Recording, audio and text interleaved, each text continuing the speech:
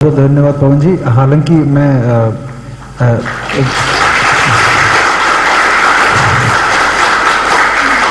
ये बिना कहे पवन जी तालियां बज गई, इसका मतलब ये है कि लोगों को वाकई में बहुत अच्छा लगा कि आपका जो बात है कि मुझे लगता है बहुत सारे उत्तर अपने आप मिल गए होंगे एक एक प्रश्न का उत्तर देने के बजाय।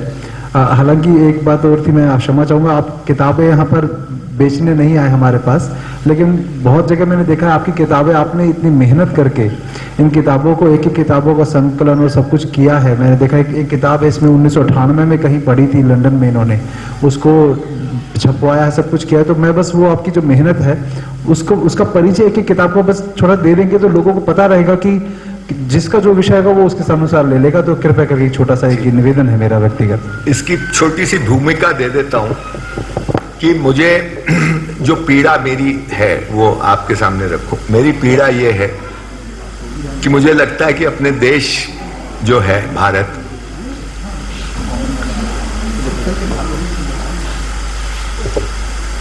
उस पर बहुत घाव लगे, उसके साथ बहुत अन्याय हुआ है। और ये अन्याय व्यक्तिगत अन्याय से कहीं ज्यादा पूरे समाज, पूरे देश के लोगों के साथ ही अन्याय हुआ है। जो अपना धर्म छोड़ के मुसलमान बन गए उनके ऊपर भी। और ये इतना बड़ा अन्याय कि हम समझ ही नहीं पा रहे कि हुआ क्या हमारे साथ। हम बेहोशी में, मतलब जब होश आता है तब इस बात की और सचेतना जाती है कि क्या ऐसा हुआ। उसमें ये अन्याय का एक प्रतिफलन ये है कि हम अपने इतिहास को भूल ही गए, या हमको गलत इतिहास पढ़ाया गया, बिल्कुल गलत इतिहास पढ़ाया गया। और मैं भाग्यशाली रहा कि मैं ऐसे व्यक्ति के संसर्ग में आया जिससे ये बातें धीरे धीरे समझ में आई। तो हम जो काम कर रहे हैं आज के दिन, उसमें एक काम ये है, कोशिश है, बहुत छोटी कोशिश है, एक सागर में एक बूंद के बराबर। वो ये कोशिश है कि अपने इतिहास की सही तस्वीर लोगों के सामने लाए। ये हमारी कोशिश है। तो उसी में से ये सारी चीजें निकली हैं। ये जिसकी अभी वीरेंद्र बात कर रहा था, ये एक किताब है व्हाइट साहिब्स इन इंडिया। ये 1998 में मेरे को इंग्लैंड जाने का मौका लगा था, तो इत्तेफाक से ये सेकेंड हैंड किताब ये मुझे मिली कहीं। और मैंने जब इसको देखा तो मेरे तो रोंगटे खड़े हो गए कि अरे इसके बारे में तो अपने लोगों को पता ही नहीं है किसी को। अंग्रेज की लिखी हुई है ये किताब, ये अंग्रेज भारत का प्रेमी था, उसकी लिखी हुई है। पर इसमें कहानी नहीं है, इसमें तथ्य दिए हुए कि क्या क्या हुआ हमारे साथ। एक छोटी सी घटना आपको बताता हूं। ये देश कितना ऊंचा है इसकी झलक इसमें भी मिलती है। पढ़ने का भी थोड़ा सा, हम लोग एक ही किताब 4 लोग पढ़ते हैं, एक आदमी उसमें से कुछ निकाल लेता है, बाकी लोगों के लिए वो सूचना रह जाती, जो मैं पहले भी बोला। इसमें एक वाक्य है, मैं आपको उसका बताऊं। शुरू की बात है, जब अंग्रेज आए हैं तो वो उनका एक बहुत बड़ा लालच रहता था कि यहाँ का सूती कपड़ा यहां से खरीद के यूरोप ले जाए और यहां से 10 गुने दाम पे वहां बिकता था वो। माने मान लो 4 रुपए का थान है तो वहां जाके वो 50-60 रुपए तक भी बिकता था। इतना महंगा बिकता था, बहुत प्रॉफिट होता था। तो अंग्रेज व्यापारी आते थे और सबसे बढ़िया अपने यहाँ करीब करीब 100 जगह कपड़े बनते थे। ये जो औरतें जानती हैं, महिलाएं जानती हैं कि ये नाम आज भी साड़ियों के नाम होते हैं, चंदेरी, कोटा, ढकई, कांजीवरम, ये सारे सेंटर्स के नाम थे जहां पे बड़े पैमाने पे सूती कपड़ा या रेशमी कपड़ा बनता था। आज भी हम लोग 10-20 ऐसे नाम जानते होंगे, लेकिन 100-150 नाम थे उस समय।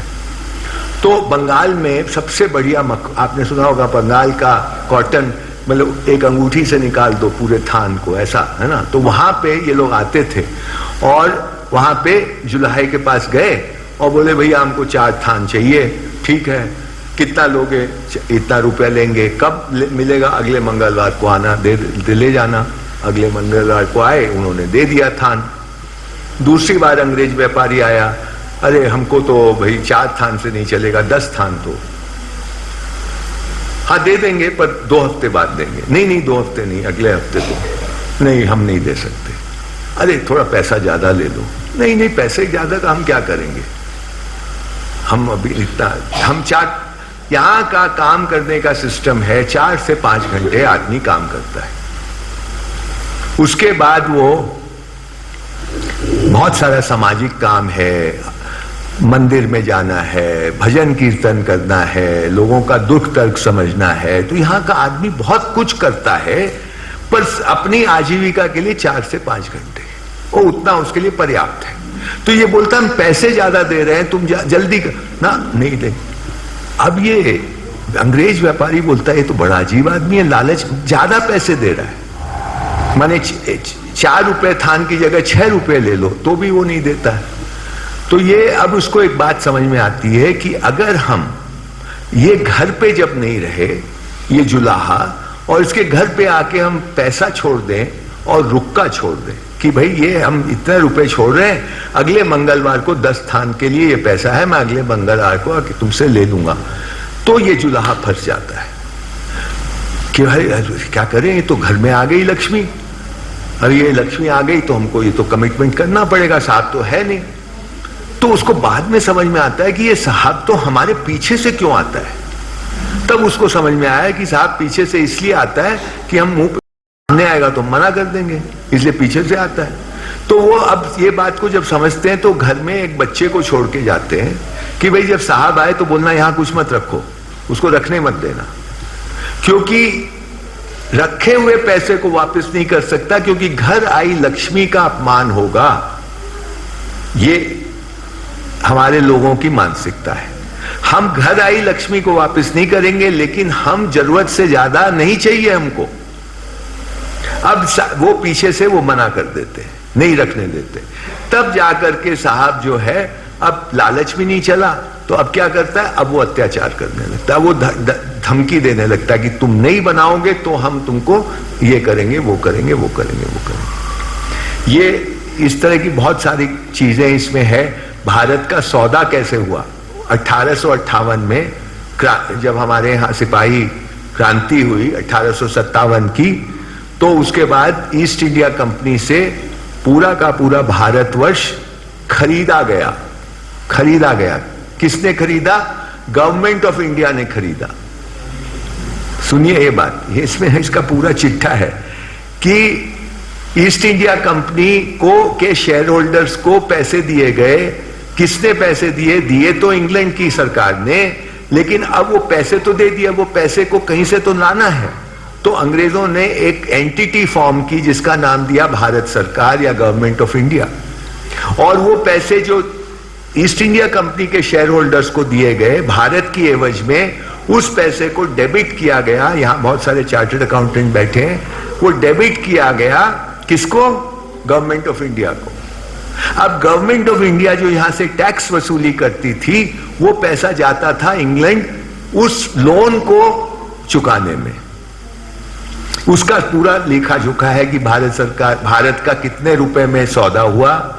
फिर ईस्ट इंडिया कंपनी ने कहा कि नहीं साहब ये तो ठीक है, लेकिन 1857 में हमारा बहुत पैसे खर्च हो गए उस क्रांति को काबू में लाने के लिए, तो उसका भी लेखा जोखा जोड़ा गया।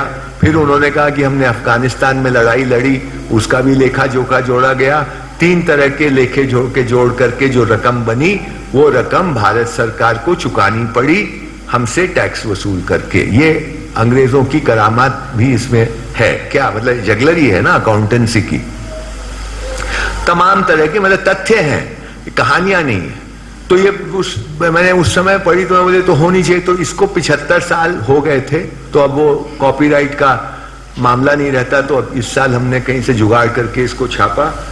ये जो है ये धर्मपाल जी, आप नाम से वाकिफ होंगे बहुत सारे लोग, धर्मपाल जी के लेख हैं इसमें, जो अलग अलग अखबारों में मैगजीन्स में छपे थे। बहुत जबरदस्त हैं इसमें से कई, जैसे कि हमारे यहाँ बॉन्डेड लेबर, ये जो बॉन्डेड लेबर होते थे, ये इनकी उत्पत्ति कहां से हुई है? बंधुआ मजदूरी, इसकी कहां से उत्पत्ति हुई? तो जब अंग्रेज यहाँ पे आए तो उनको ये समझ में आया कि भाई यहाँ पे तो जगह जगह लोग खड़े हो जाते हैं हमारे खिलाफ, तो इसका कैसे क्या उपाय किया जाए। तो एक उपाय ये निकाला कि जो हमारी सेना है उसको देश भर में बैठने मत दो, घुमाते रहो, ताकि लोग सेना को देखते रहे हर समय, तो थोड़ा आतंकित रहे कि कुछ करेंगे तो ये सेना है। तो सेना को चक्कर मरवाते रहो, लखनऊ से कानपुर, कानपुर से बनारस, बनारस से इलाहाबाद, हर समय वो दौड़ती सेना चलती रहे, चलती दिखनी चाहिए। अब सेना के ऊपर ये हुआ कि एक अफसर के ऊपर 12 लोग और चाहिए, एक अफसर के ऊपर 12 लोग चाहिए। क्यों चाहिए 12 लोग?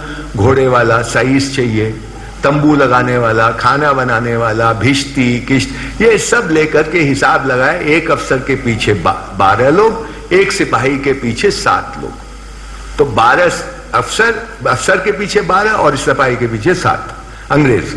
तो ये लोगों कहां से आएंगे? ये तो मजदूर है। तो गांव में जाते थे, गांव में ढिंडोरा पीटते थे, भाई हमको 100 लोग लाके दो, 100 लोग लाके, हमको नहीं पता किसको लाना, आप लाके दो 100 लोग जो हमारे साथ जाएंगे, इस लश्कर में चलेंगे। तो वो बेचारे 100 लोगों को ला देते थे। 3 साल तक ये आर्मी के साथ रहते थे, घर बार का कुछ पता नहीं। तो उनके घर उजड़ जाते थे 3 साल में, न खेती करने वाला, ये करने वाला, कुछ नहीं, तो उजड़ गए। ये लोग बाद में बंधुआ मजदूर बने। तो इस तरह के तब बहुत सारी चीजें इसमें लेख हैं, बहुत जबरदस्त, ये रीडिस्कवरिंग इंडिया के नाम से। और फिर ये एक हम लोग एक स्कूल चलाते थे, हमारा प्रयोगात्मक स्कूल था, उसकी कहानी है, मतलब उसमें क्या क्या हमने किए, प्रयोग किए, कुछ प्रयोग सफल हुए, कुछ विफल हुए, उसकी पूरी कहानी, मतलब कैसे कैसे उसमें हम लोगों ने क्या क्या किया और क्यों किया और उसके क्या क्या परिणाम आए। ये अच्छी एक मतलब बहुत ईमानदारी से लिखी हुई किताब है हमारे प्रयोगों के ऊपर। इसका बोधशाला, ये धर्मपाल जी के हिंदी के लेख हैं, जबरदस्त लेख है, कुछ लोगों के पास होगा। भारत की पहचान, जैसे ये अंग्रेजी है, ये हिंदी है, पर वो नहीं है, वो नहीं है कि अनुवाद नहीं है। ये जो हिंदी में कहा वो हिंदी में है, जो अंग्रेजी में कहा अंग्रेजी में। ये धर्मपाल जी के निधन के बाद हम लोगों ने जो हम उनको जानते थे, उन लोगों ने उनके अपने संस्मरण, उनके बारे में लिखा। जिन लोगों ने हिंदी में लिखा हिंदी में है, जिन लोगों ने अंग्रेजी में लिखा अंग्रेजी में है, दोनों भाषा के लेख इसी में है। और ये उनका सबसे महत्वपूर्ण काम 5 वॉल्यूम में है। इसमें ब्यूटीफुल ट्री भी है, जिसकी मैं थोड़े पहले ये 5 वॉल्यूम में है। और ये उनका सबसे महत्वपूर्ण काम ये माना जाता है। ये किताब बहुत जबरदस्त है।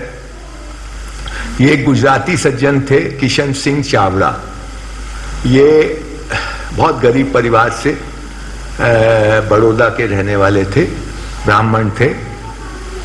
उस जमाने में एमए कर ली तो पन्ना महाराजा के नीलमगढ़ के, एक्चुअली पन्ना के बगल में एक रियासत थी छोटी सी नीलमगढ़, उसके ये दीवान बन गए।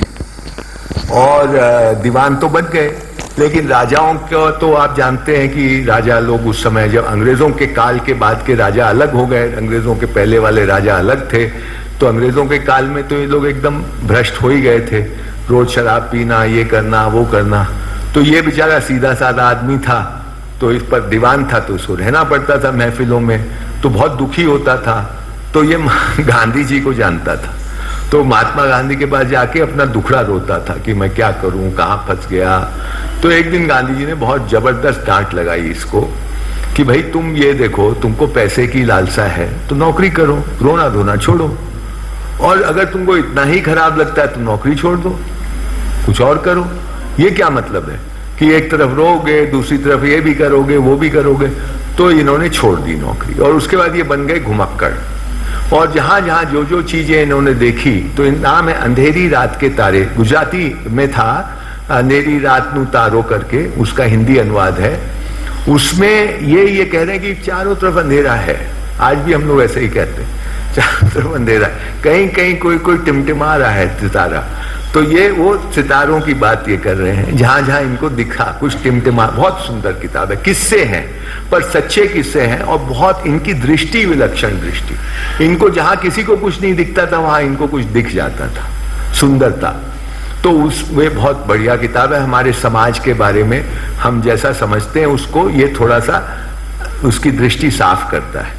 तो ये भी वो किताब है। ये हमारे एक दोस्त की किताब है, ये भी अच्छी किताब है। ये कुछ इन्होंने स्थानीयता पे कुछ एक वार्तालाप किया था, उसमें हम लोग भी शरीक थे, वो है। तो ये है छोटा सा परिचय, है ना। तो पवन जी को, क्योंकि इनकी मेहनत को पवन जी कभी अपने से कभी भी मुझे किसी वीडियो में कभी अपनी किताबों को सामने रख के, शायद मुझे पहली बार ऐसा हुआ है पवन जी, है ना।